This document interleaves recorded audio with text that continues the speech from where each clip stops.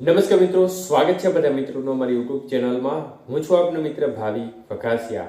તો મિત્રો, ખાસ કરીને આ વિડીયોના માધ્યમથી આપણે વાત કરવાની છે માવઠાની માહિતી અને મગફળીની ખરીદી બાબતના મહત્વપૂર્ણ સમાચાર વિશેની આ વિડીયોમાં વાત કરીશું। તો વિડીયોને છેલ્લે સુધી જોવા વિનંતી।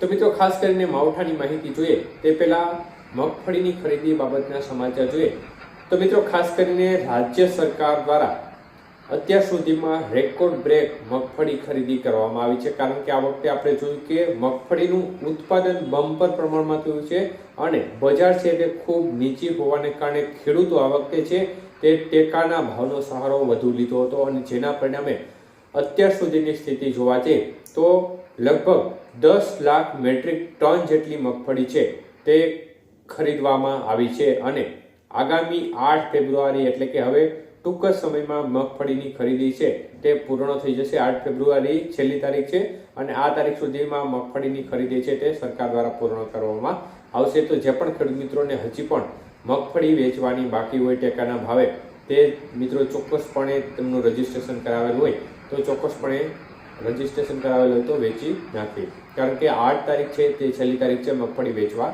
માટેની। તો મિત્રો, ખાસ કરીને અત્યાર સુધીમાં લગભગ 2,98,000 ખેડૂત મિત્રોએ ટેકાના ભાવે મગફળી વેચી છે, એટલે ખૂબ જ મોટો આંકડો અને એક પ્રકારે રેકોર્ડ બ્રેક ખરીદી આ વખતે થઈ છે, જેનું મુખ્ય કારણ છે નીચા ભાવને લીધે।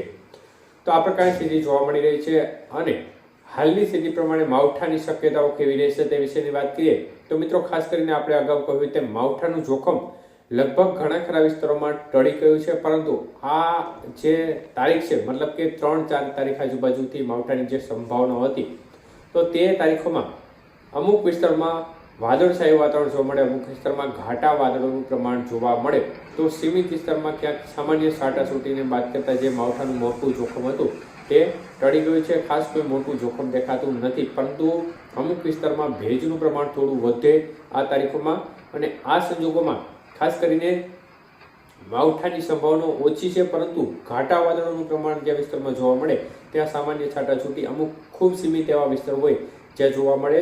જોકે વધુ સંભાવનાઓ જે ઉત્તર ગુજરાતના બોર્ડર કાંઠાના ભાગો છે એમાં દેખાઈ રહી છે, બાકી જે વિસ્તાર છે તેમાં સંભાવના ઓછી દેખાઈ રહી છે।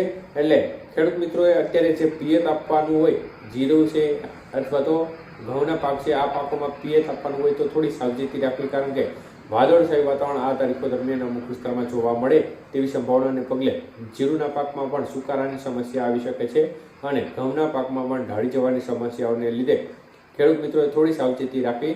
ખાસ કોઈ મોટું માવઠાનું જોખમ દેખાતું નથી, પરંતુ આ તારીખોમાં સામાન્ય છાંટાછૂટી અમુક સીમિત વિસ્તારમાં ક્યાંક જો ઘાટા વાદળો થાય તો આ વિસ્તારમાં થાય, બાકી ખાસ સંભાવના જણાતી નથી।